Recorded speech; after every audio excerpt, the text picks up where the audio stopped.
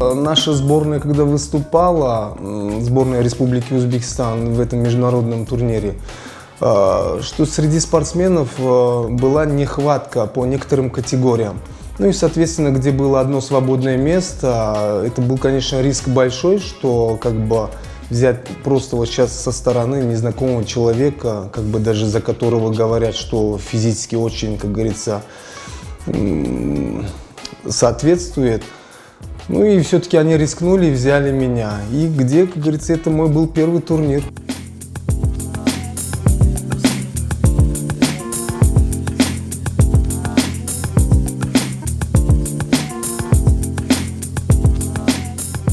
Со стороны их соперников я никогда никаких поблажек не видел, не испытывал. Чем я ими благодарен? Эти их не поблажки, скажем так, меня очень застимулировали подниматься уровнем выше, чтобы среди них стать лидером.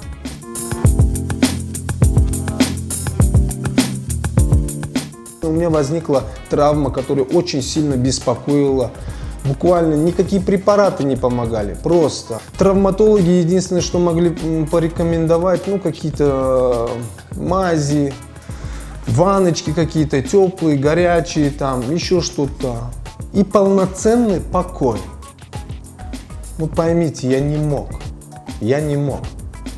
Я все-таки, ослушавшись травматологов, очень опытных, я пошел вопреки. Я занимался дальше.